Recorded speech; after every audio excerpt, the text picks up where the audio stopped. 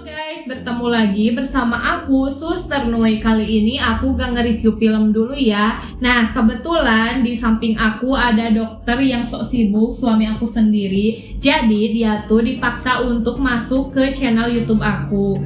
Nah, karena kemarin aku udah nonton podcast Om Deddy yang ini nih, jadi banyak banget tuh pertanyaan dan pernyataan yang mengganggu pikiran aku. Jadi aku akan bertanya kepada suami aku. Gimana? Siap gak dok? Siap. Oke. Nah, yang pertama ada yang berkomentar kayak gini nih. Pantes aja banyak orang kaya lebih memilih ke rumah sakit luar negeri ketimbang di Indonesia. Emang bener bagusan di luar negeri? Luar negerinya mana dulu nih? Kalau contoh Singapura ya. Kalau Singapura memang dari alat-alat kesehatannya memang lebih terbaru ya, lebih canggih.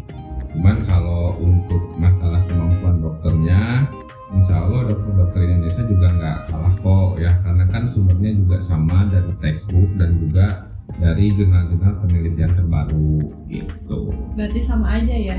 Tetap ada bedanya kan tadi, karena alat-alat di luar negeri itu lebih baru, lebih canggih, pasti tetap ada bedanya.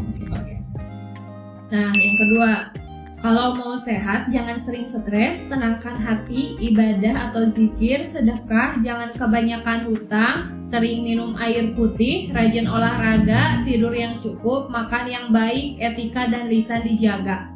Gimana tanggapannya? Kalau itu aku setuju ya, karena kan untuk bisa hidup sehat salah satunya adalah kelola stres. Dimana kalau udah stres muncul tuh ya banyak hormon jahat seperti kortisol bisa meningkatkan tekanan darah tinggi, kemudian lagi bisa menimbulkan lemak-lemak yang ada di badan kita semakin banyak, dan banyak lagi efek-efek buruk lainnya. Selain itu juga harus dijaga tuh tadi benar pola hidup sehatnya ya, rajin olahraga, makan teratur, tidur cukup, ya itu memang betul. Intinya jaga pola hidup aja ya, hidup sehat gitu. Nah, ada pernyataan nih. Saya dokter umum di Jawa Timur, baru 2 tahun kerja di rumah sakit swasta. Beberapa kali didatangi medrep, dimintain resepin obat-obatnya, tapi tidak saya pakai. Yang saya pilih tetap obat termurah atau generik dengan kandungan yang sama. Selama bisa membantu kesembuhan pasien, akan saya usahakan untuk menekan biaya. Nah, apa sih itu medrep sama obat generik itu gimana gitu perbedaannya? Balik lagi tadi pada pernyataannya ya, bahwa beliau adalah dokter umum yang kerja di rumah sakit swasta. Nah, kalau di rumah sakit swasta itu tergantung kebijakan yang punya rumah sakit tentunya, sama hak yang menjadi dokternya untuk meresepkan obat apa.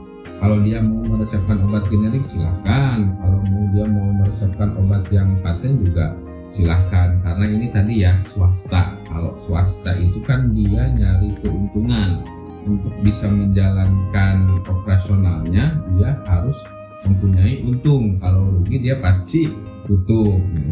Nah, justru aneh kalau ada obat-obatan yang paten yang berada di rumah sakit pemerintah. Karena apa? Ya tadi ya, memang kita harus akui ada margin keuntungan untuk para dokter ya, tapi kalau di rumah sakit daerah atau di rumah sakit pemerintah, karena kebanyakannya itu adalah obat-obatannya generik dan itu nggak ada kerjasamanya ya. Tapi kalau di rumah sakit swasta bisa ada, bisa juga enggak. Kalau itu kembali lagi kepada pribadi dokternya masing-masing. Kalau perbedaan obat generiknya gimana itu? Kalau perbedaan obat generik sama paten ya. Nah, kalau obat generik itu dia dulunya adalah obat paten yang sudah kehilangan hak patennya. Jadi bisa diambil atau digunakan atau dibuat oleh pabrikan-pabrikan.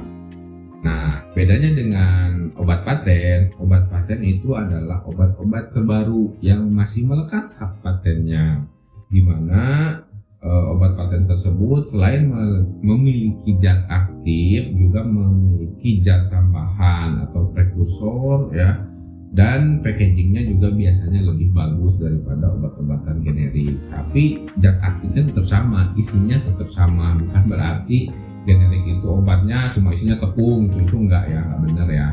Jadi yang betul itu zat aktifnya baik itu paten atau generik itu sama.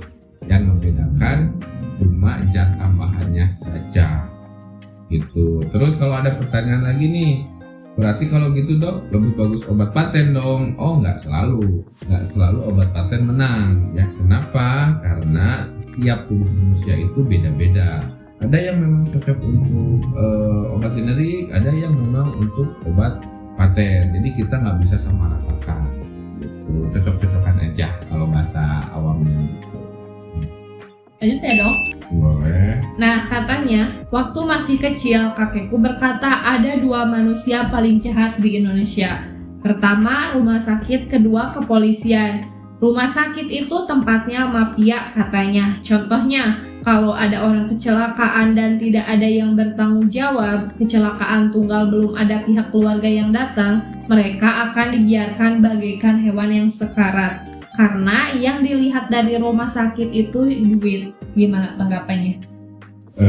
Tadi mafia ya di rumah sakit dan kepolisian. Kalau kepolisian itu bukan ranah saya untuk membicarakan itu, tapi kalau untuk rumah sakit setahu saya rumah sakit itu isinya yaitu orang sakit, yang kedua yang merawat orang sakit. Yang merawat orang sakit itu ya dokter sama perawat serta tenaga kesehatan lainnya.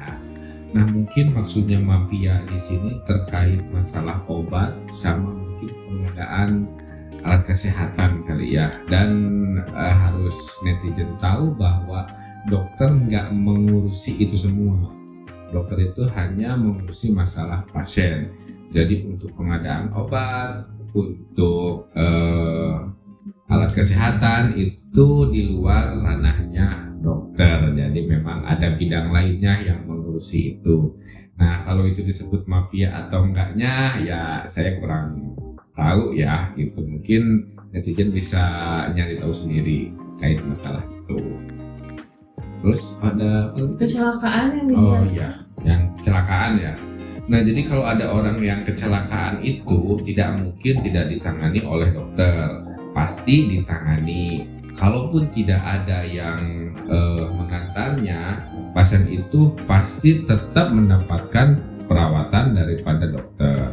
Adapun kalau umpamanya ada yang mengantarnya, pasti akan ditanyai sama dokter terkait masalah keluhan dan kejadiannya. Lanjut, dia akan disuruh ke tempat administrasi untuk ditanyai identitasnya, bukan untuk ditagih pembayaran. Jadi awalnya itu yang ditanyakan adalah masalah identitas ya, karena dokter selain harus menangani pasiennya juga nanti dia akan menulis di rekam medisnya.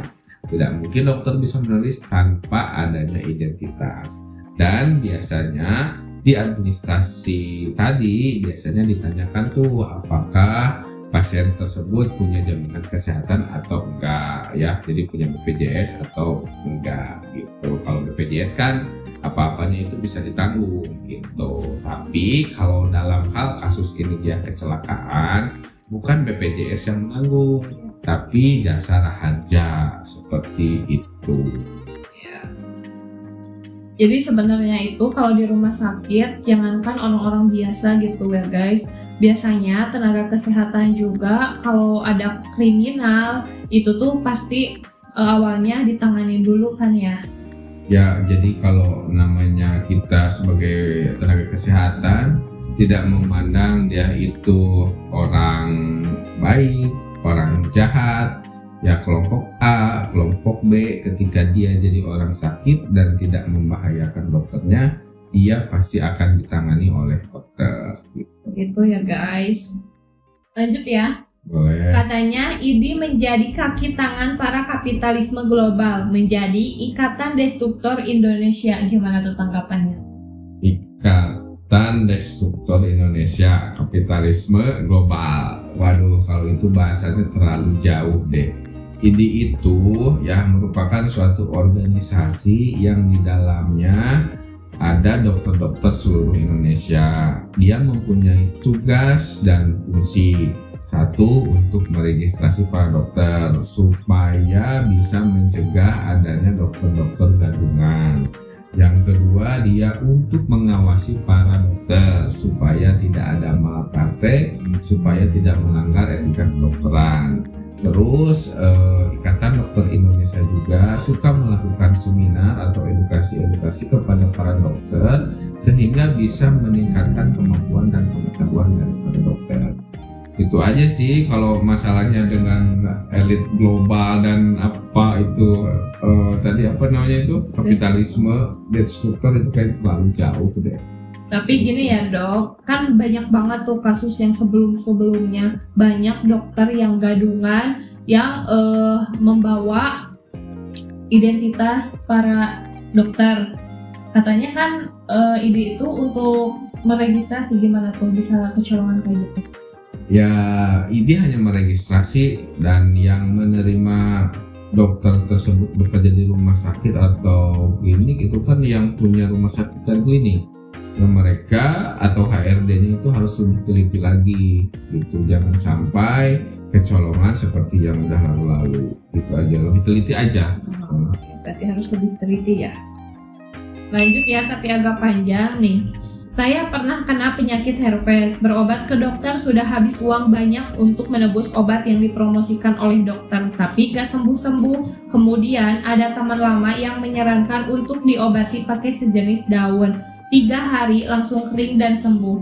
Gimana tuh? Oke, jadi netizennya tadi kena herpes ya. Nah, kalau herpes itu dia disebabkannya karena virus. Ya, virus itu tidak bisa dimatikan dengan obat, apalagi ini virus herpes di mana virus tersebut bukan mati tapi dia dorman atau pingsan. Jadi suatu saat tubuh kita imunnya turun atau menjelang usia tua bisa aja dia kembali kambuh.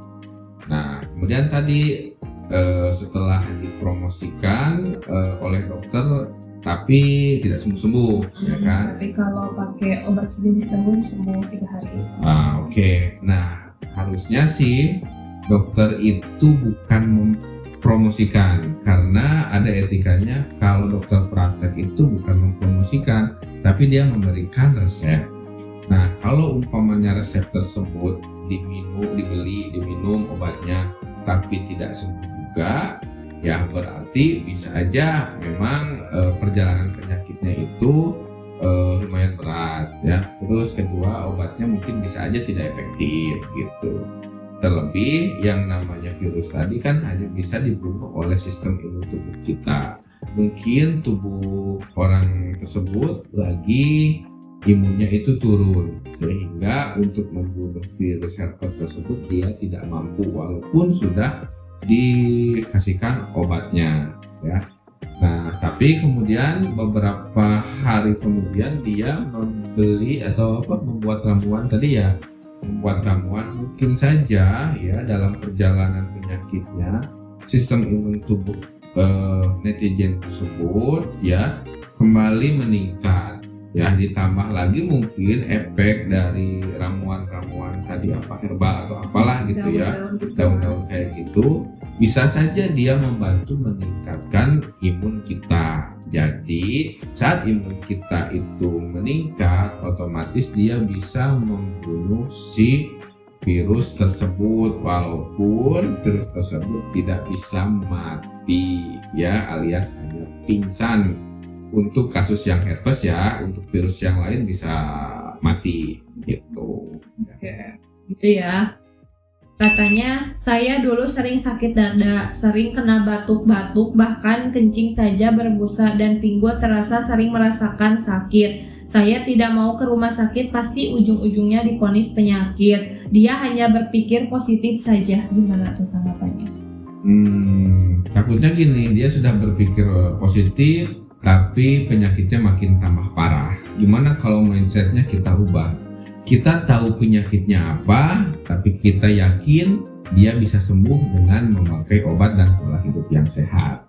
Ya, jadi saran saya tetap ke rumah sakit untuk mengetahui penyakitnya apa, ya, dan sugestikan pada diri kamu bahwa segala penyakit itu ada obatnya sesuai dengan apa yang dikatakan oleh Nabi. Ya kan ada tuh ya, segala penyakit itu ada obatnya begitu ya. Jadi intinya kalian harus tahu penyakitnya dulu dan sugestikan bahwa penyakit kalian akan sembuh. Gitu ya dok? Masih banyak pertanyaannya? Sebenarnya masih banyak sih pertanyaannya. Dilanjut part 2 aja ya, karena saya kan juga mau praktek. Gimana? Oke. Jadi segitu aja dulu pembahasannya. Kalau ada yang mau ditanyakan boleh ditulis di kolom komentar. Semoga bermanfaat. Bye-bye.